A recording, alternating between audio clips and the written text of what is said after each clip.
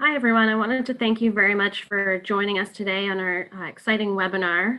My name is Christina Asa. I'm a scientific application specialist with the Fujifilm Visual Sonics team here in Toronto.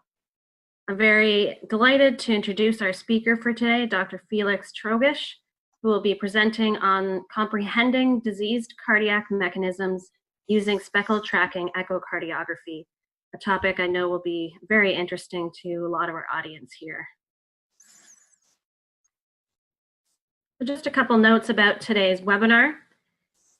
If you have colleagues that weren't able to attend our live webinar, we will be making the recording available after the session today. A quick note, all lines will be muted for the duration of the webinar, so please use the Q&A button in the bottom panel of your Zoom screen in order to ask questions throughout the duration of the presentation. Once Felix's presentation has finished, then I'll go ahead and ask those questions for you. We expect the presentation to be approximately 45 minutes, and that leaves us with 10 to 15 minutes for questions. Without further ado, I'll introduce our speaker for today. Felix is a licensed pharmacist and completed his PhD in February of 2018.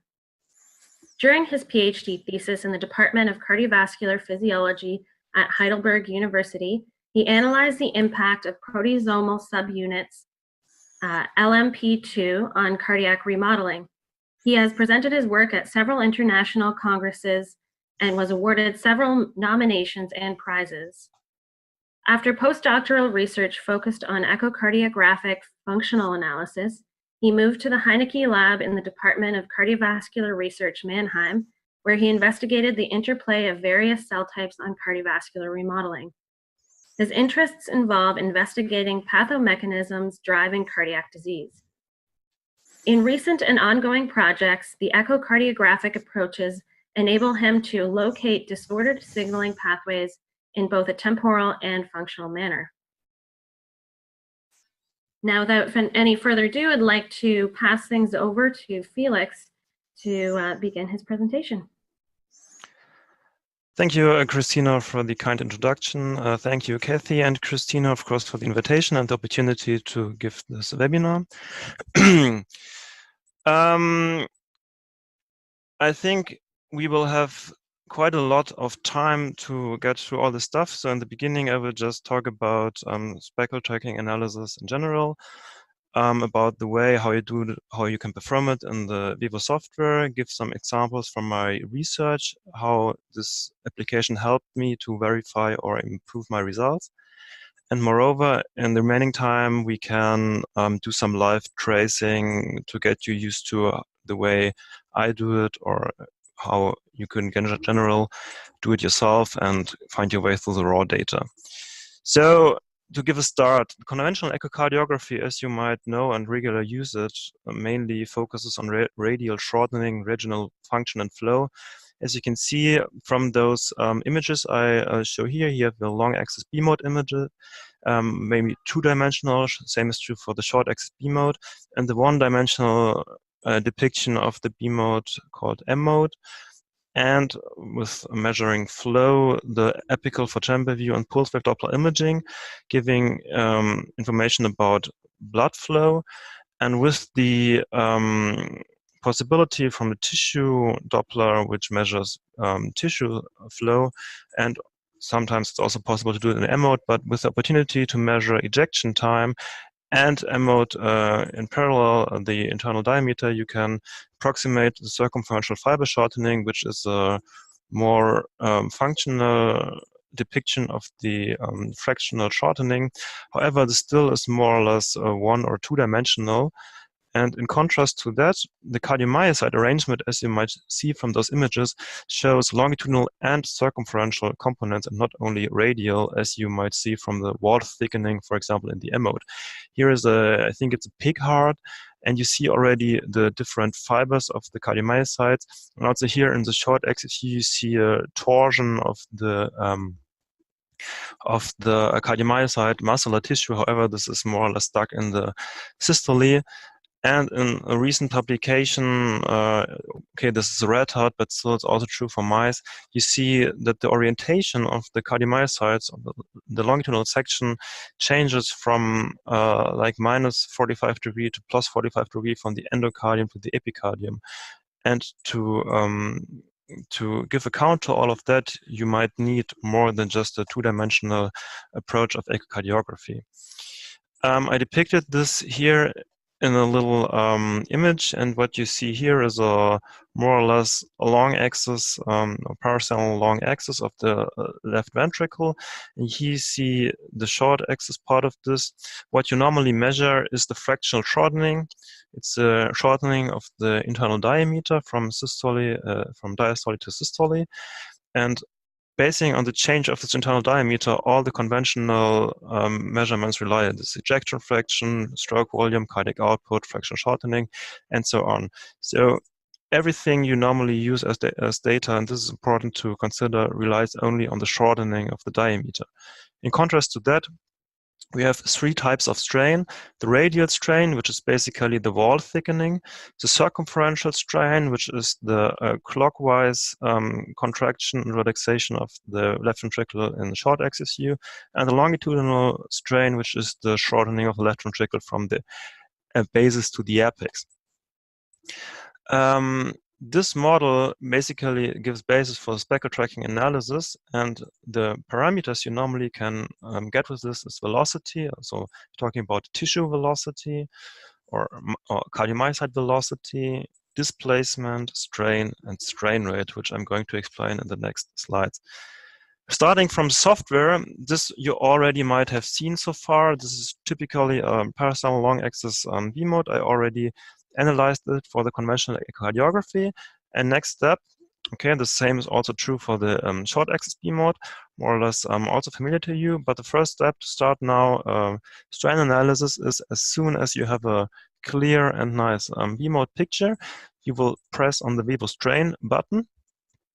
We'll get to an M mode, or to an interval selection, and here you see an M mode which is calculated from the B mode you photographed. So this is the image you started the analysis with, and here now the post-processing starts. So this is calculated from the line you draw here, and this helps you to figure out the 3 cycles you measure. I would always recommend to measure at least 3 cycles as long as it's possible.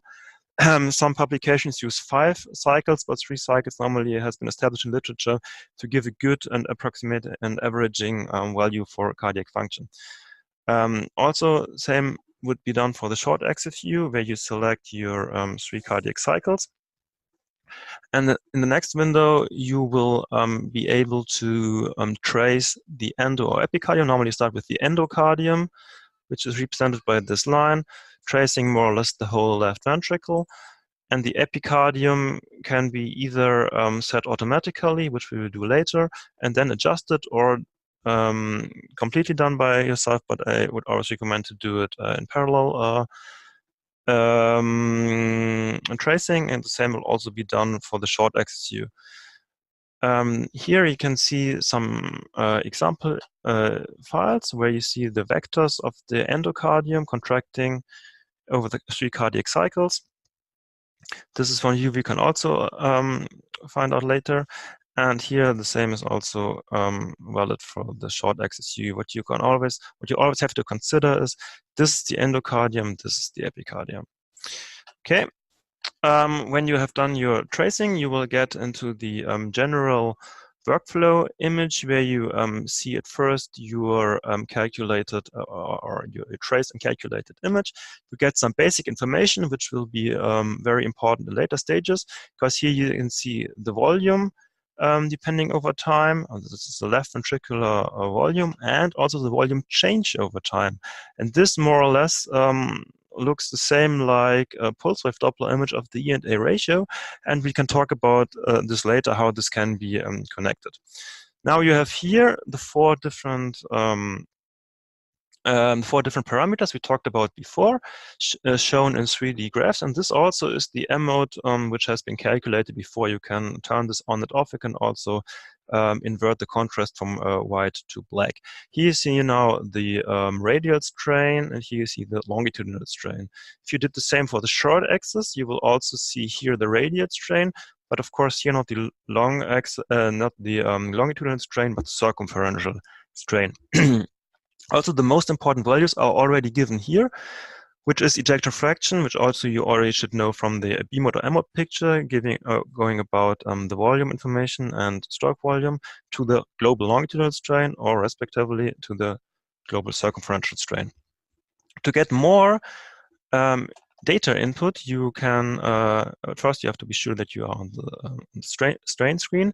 Next, you go to the time to peak analysis, and here is one of the key parts or main things about the strain analysis. You can now analyze 6 sections of the heart independently of each other, which is mainly used in, for example, infarct diagnosis, but it's also important for symmetric hypertrophy, as I'm going to show later. But these are already images, for example, you can use in publications or presentations, and commonly a lot of publications dealing with strain use these graphs directly in a publication.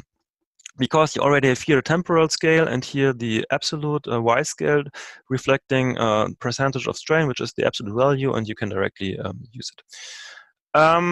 Yeah, this was a long axis, and you see the same is also not much different in the short axis. First, we need to know what the strain actually means for your research. Because there's a correlation of ejection fraction, hypertrophy, and strain. This, of course, not only true for the global longitudinal strain, but also for the global circumferential strain. I adapted this equation from the Vivo strain user guide. And now you have here the ejection fraction and a shape function. This is published by Goat et al. In the American Journal of Cardiology some years ago. And this shape function considers wall thickness, chamber length, and the radii of the ventricle. And most importantly of all, it discriminates pathologic versus physiologic hypertrophy. So what does it mean for you? I mean, this is a big equation, and I do not know how deep you are into math, but there are this kinds of equation where you can easily see, okay, with energy, and when the wavelength, when the frequency goes up, the energy also goes up. It's a very easy correlation. When you have such an equation, you more or less think that. I just tried a little bit it myself and found out, okay, that was more or less logic. If ejection fraction goes up, the global longitudinal strain also is increased. And now, most importantly, when the shape function, so the surrogate of cardiac remodeling goes up, the strain in this kind goes down. And this is important. For example, if you have a model of a heart failure with preserved ejection fraction, you will see normally, as published by Ishitsu in 2014, see a decrease in longitudinal strain even before you see it in ejection fraction or fractional shortening. That is one very big strength of the strain analysis. Now, let's come to some examples of my own research. In my PhD thesis, I treated mice with isoproterenol and independence of a certain protein. And as isoproterenol is a catecholamine, the heart rate was increased 4 and 7 days after the treatment, and the systolic function, fraction shortening, was increased in both genotypes after 4 days, but decreased in the transgenic genotype even below baseline level after 7 days. And there was also a disturbance of the diastolic function in the same genotypes. However, this was only calculated with the M mode, and this was only calculated with the pulse wave Doppler images. And in the next, I will show you how I more or less confirmed that this was real a cardiac phenotype. Let's start with the systolic function. The problem is, according to the physics of the heart, or not in physiological reasons, but on calculation reasons and measuring reasons, cardiac remodeling per se can affect fraction shortening and ejection fraction. Because, for example, if you have the same stroke volume in a bigger heart, you will always get decreased ejection fraction because the diastolic volume is smaller, bigger. And to overcome this and to directly show that we have something with the endocardium, I wanted to show this, and then I did strain analysis in this time for the short axis, because we considered the circumferential strain the most relevant one in the mouse heart, depending on isoproteinol, because this is mainly a model of improved cardiac function and hypercontractility. And then we have here the temporal resolution of the strain in the wild type and the transgenes, and you can already see that here, this is after 7 days, that the strain, the maximum circumferential strain, is much bigger in the wild type than it is in the transgene ones. And that same is also true for the circumferential strain rate, which is the temporal derivative of the strain. If you now make statistics of this, you will find out that you have the same level in both genotypes after 4 days, and a decrease only in the transgene after 7 days. Same also true for the systolic circumferential strain rate. And as you have the same pattern, increase after 4 days and then decrease only in transgene after 7 days, you can relate that the defect in fractional shortening is directly related to impairment of the cardiomyocyte function. So actually, that was an assessment of endocardial strain facilitated detection of declined contractility, as well as uncoupling of chronotropic and inotropic iso effects, because we saw before that the heart rate was totally unaffected by our genotypes. Now, that was about the systolic function, which we showed was related to a defect in cardiomyocyte function. And talking about diastolic function, we already can see here E and A ratio.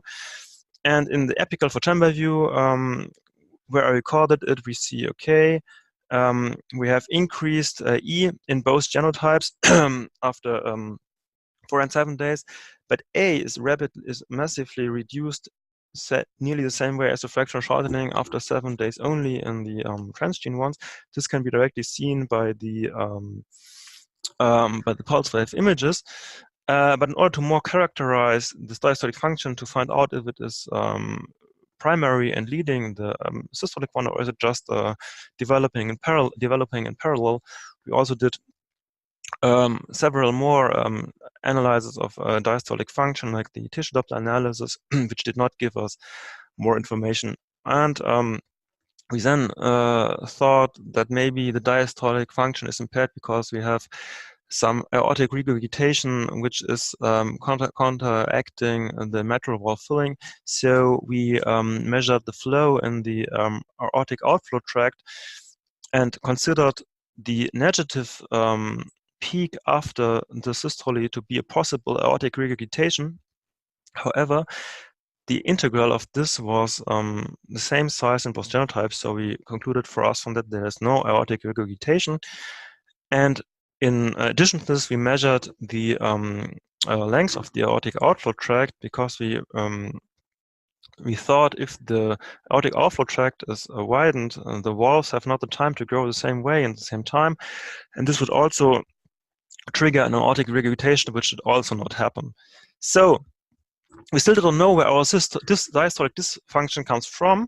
So we sought for a way to directly measure lusitropy, and we remembered, okay, we had already the circumferential strain rate, and we had the systolic circumferential strain rate. But when you can measure something systolic, you normally can also measure something diastolic.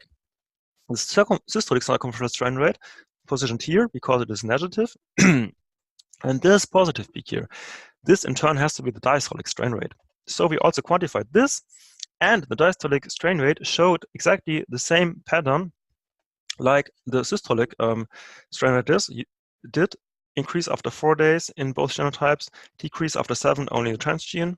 Here the same, increase after 4 and after 7. Here only decrease after 7. And in a publication before, some years ago, it was shown that if a real diastolic dysfunction exists, the decrease in diastolic circumferential strain rate is occurring way before and way harder than the systolic strain rate.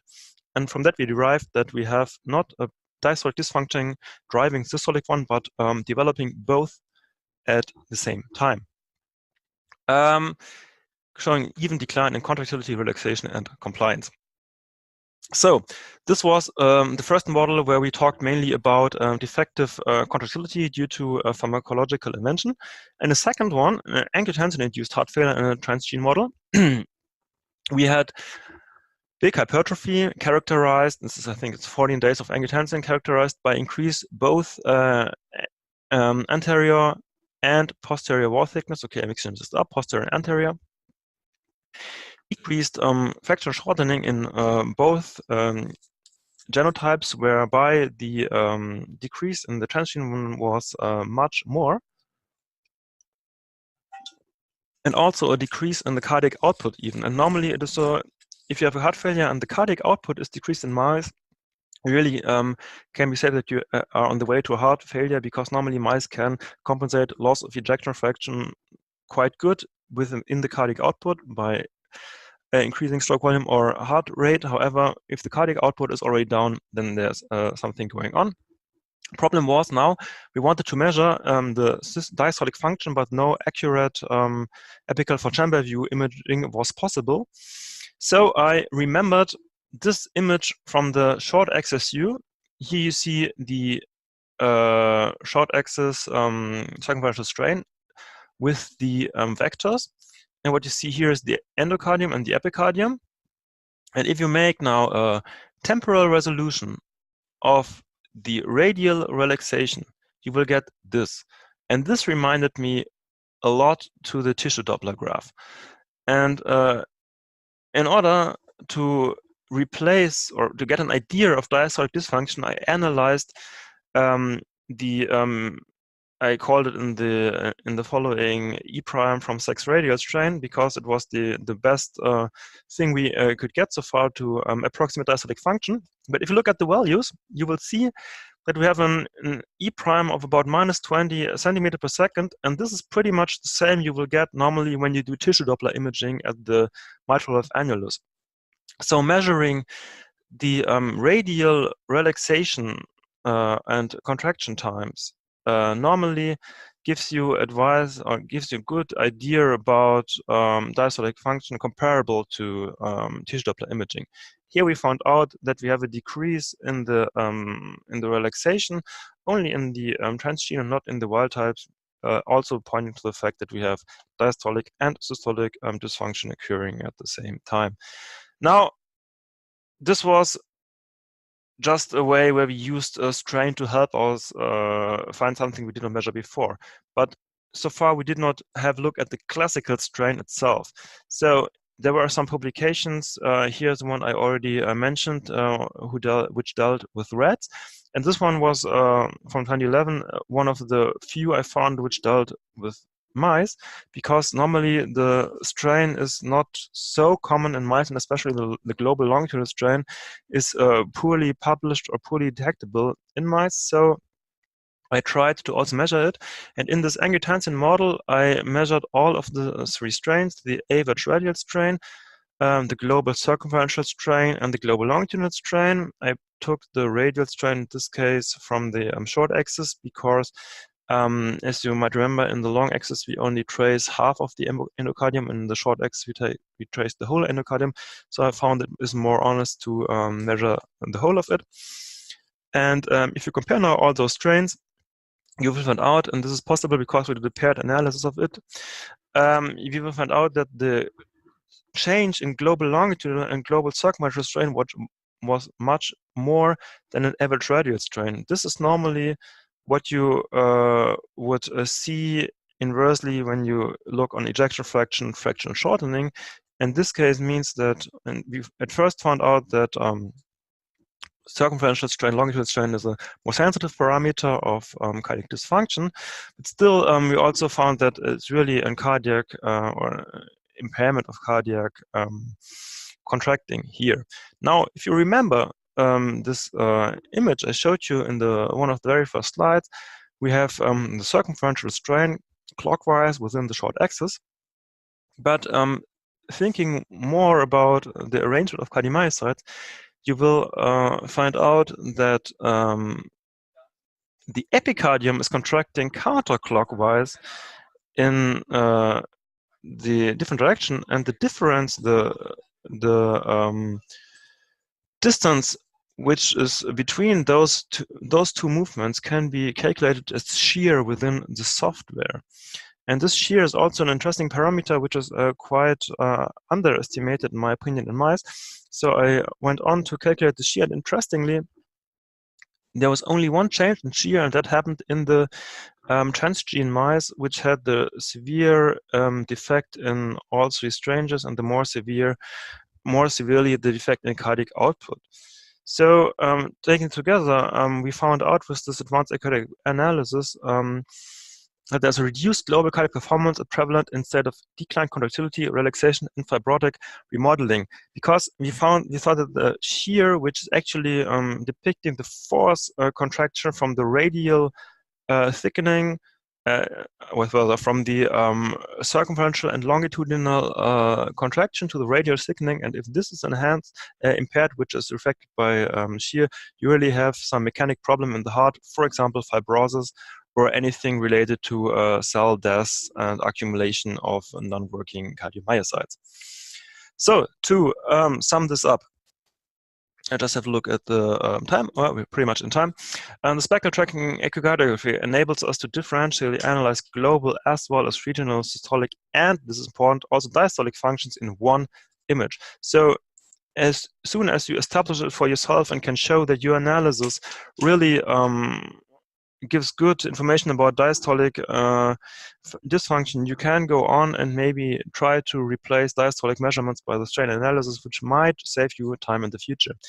With Speckle tracking echocardiography, myocardial contraction and relaxation can measure directly, because with fractional shortening, normally you depend on the diameter, which is only an indirect surrogate of the contraction. But on the contrary, what you always have to keep in mind, and this is not just a strain-related thing, it's also common from proteomics, for example, from mass spectrometry. The quality and reliability of your Speckle tracking echocardiography analysis depends on the quality of the B-mode images, like the garbage in, garbage out principle. You always have to know what you're looking for. Otherwise, you might get lost in the limitless amount of the raw data, which we might see in the next minutes, because you do not know what your background is, how often you did strain analysis already on your own. But if you already worked with it and you just wanted to export some data, like with the normal ultrasound function, you will get lost really in this big Excel table. And moreover, an anatomic understanding of cardiac mechanics is crucial to understand and interpret the Speckle tracking echocardiography results, because you have to know what your data then actually tells you.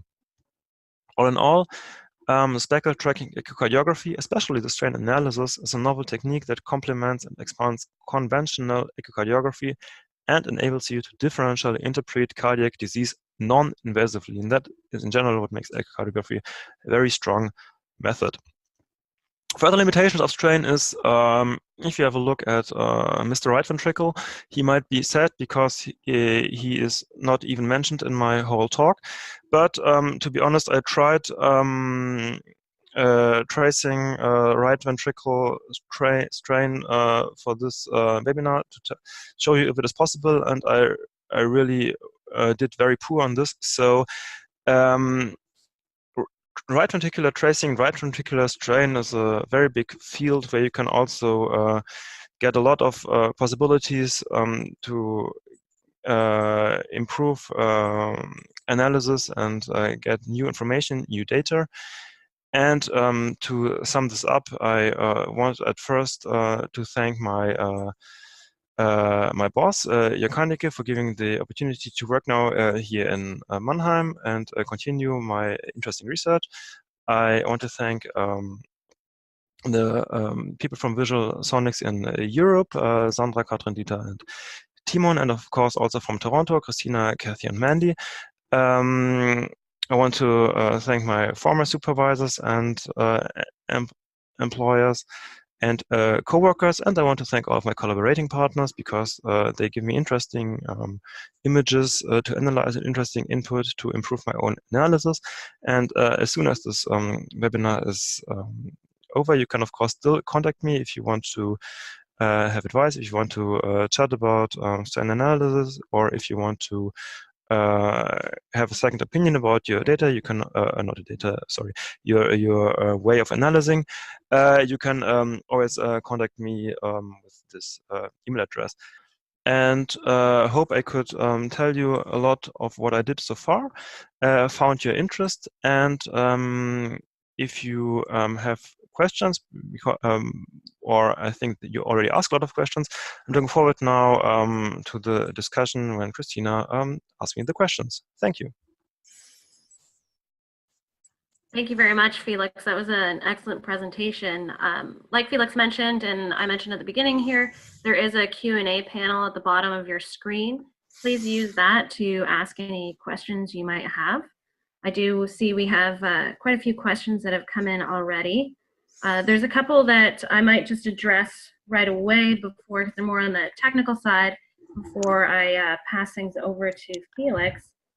So one of the questions that was asked, and I think Felix mentioned this, about where to start your tracing, whether you do it closer to the middle of the ventricle or whether you start your tracings closer to the base of the heart. So the main thing here, of course, is to be consistent within your studies. In speaking with many experts, and in my experience, I've found it does seem to work well to track the wall nicely, to start from the actual base of the heart, but others have different experiences, and certainly it might depend on the animal models you're using. Also, we have a question here, and Felix, I'll maybe comment, and then if you want to add in here. So there's someone looking at longitudinal strain and seeing some variability in the segments in the time to peak analysis, and asking how to distinguish between real dysfunction versus just a measurement artifact. So I'll just make a comment that really that tracing is the most important part. So it's difficult to show in a live demonstration here with a live audience, you know, to take enough time to be able to trace that wall really well. And what we recommend is that's the point of the analysis that you should really be spending the most amount of time is doing that wall tracing, placing those points as accurately as possible. And then that leads to a better performance and better tracking of the speckle. Once you see that your endocardial, especially your endocardial wall, if that's what's of interest, is tracking nicely, then you can be confident that your data that's being spit out, whether it's the regional data and the time to peak or your main data, you'll have more confidence that that's actually accurate. If you can visually see in that B mode image that your wall is not being traced accurately, then that's when you're a bit concerned about your data. So then you would go back, like Felix showed, and retrace your wall. But really, that's the point of the analysis. You want to take the most time. I don't know if Felix wants to add to that. Yeah, exactly. I'm totally in line with you. I spend normally much more time than just in this presentation. And what I normally do, what I found, let's start with the tissue Doppler. I think tissue Doppler is something where every animal has more or less its own habit and its own look. So when I do tissue Doppler, I look through an animal at several time points to find the right tracing and the right structure. And that's the same, actually, I would suggest for strain analysis. Of course, if possible, blinded, for that you not know if an animal is, for example, knockout, overexpressing, or wild type, but you should know that at which animal you look at a given time point. And then I compare normally the kind of contraction starting with the baseline, and to find a good baseline image, to do a high quality baseline strain analysis, and then do the same animals through all the time points right after another, to be sure that the traces I do are consistent within the animal. And normally I do a paired analysis rather than an endpoint analysis. So changes within time points in animals are then much more recognized than if you just compare the endpoints. And when you have the animal in a temporal resolution over weeks and months, you might see what is a measurement artifact and what is really induced by a potential treatment. And I mean, what we had before, that the basal part is completely giving a different way of strain than the rest of the heart is typically a measurement artifact. But if you have something in the middle of the heart or apical, then it's more likely that it is related to the treatment itself. And as Christina said, I would always go for the direction where you really are interested in. Great, thank you, Felix. So just two more things that have popped up that are more on the technical side. So someone's asking, is this VivoStrain available on the 2100 system? So VivoStrain is available on the 2100 system as well as through VivoLab to analyze images from either the Vivo 2100 or the new flagship Vivo 3100 system. That's a relatively straightforward one. And then, if I may add something, all the things I showed here were acquired with the 2100 system. I'm now using 3100, but all the images and tracings I showed were initially recorded with a 20 and analyzed with a 2100 system. Great. And then what's the most amount of frames you should use for analysis? So our general recommendation is that you use a B-mode cine loop that is between 10 and 300 frames. Anything over 1,000 frames, and you could encounter some issues with your analysis. Okay, so getting a little more in depth here, I'll just let you know that we are against a bit of a time clock here, and I know that we won't have time to address everyone's questions, but I want to I want you to be rest assured that we will be following up with all the questions. And if you ever do have any questions about strain analysis, our application scientist team are more than happy to help you out through a phone call or even do a video training with you to go over the steps of doing strain analysis, since it is getting very popular type of analysis for detection of early dysfunction. So Felix, next question, and it's kind of a three-part question I'm putting together here. Do you consider reverse radial and reverse longitudinal strain rates to be the best speckle tracking echo measurement of diastolic function? And then just further to that, we've had someone who's asking for a little bit more of an in-depth explanation of how to use strain in order to assess diastolic function. And then if you have done any correlation studies between the actual ENA ratio that's often reported using pulse wave Doppler measurements and the diastolic function that you're recording or you presented from your studies within the strain analysis. So I will go with the first and the third question at first because they are quite same answer. I have not done a correlation study so far. I only have it done in representative mice to show for myself when there was no accurate tissue Doppler imaging, for example, that the value in other mice are the same at the given time point. I actually plan to do it to establish it in our lab, but of course it's not particular giving a reason for an animal proposal to apply for analyzing doing an echocardiography relation study on n equals 10.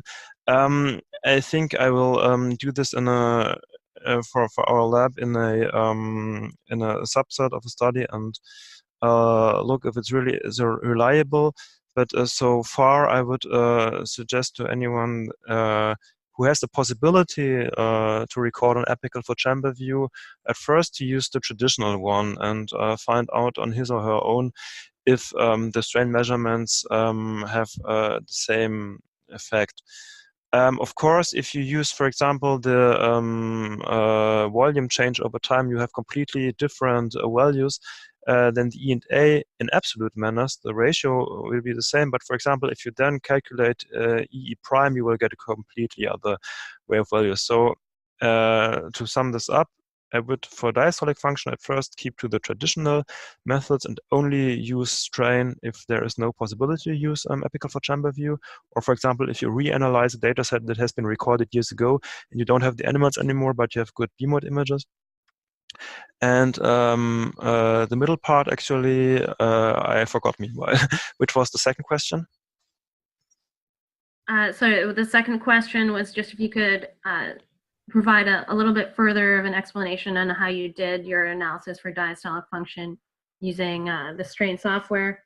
Okay. I can see that we're kind of running out of time here, and there's a slide I do want to share. So what I might do is respond to that attendee personally after this webinar, and we can delve into that a little bit more.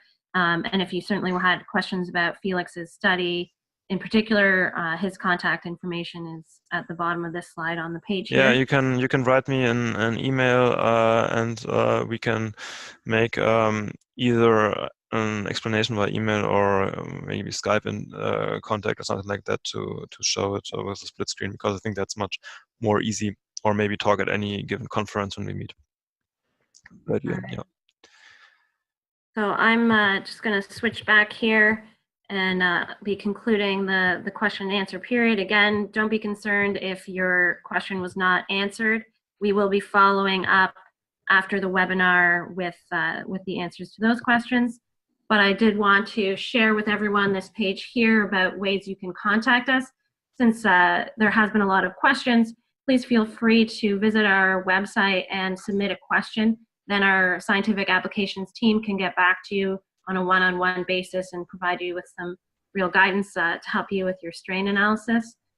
You can also visit our customer resource portal, so that's through logging on onto the website, and you can also register to view our past recordings or our future webinars, and find us on our social media channels, of course, or any of the generic social media channels there. We do visit lots of conferences, so if you're attending a conference, please check if we're there, and we'd be happy to have you stop by our booth and chat with us a bit, maybe grab a stuffed mouse that we're famous for. And then, of course, if you have any generic questions about our products or technology, just contact us, again, using our customer support forums you can find on our website.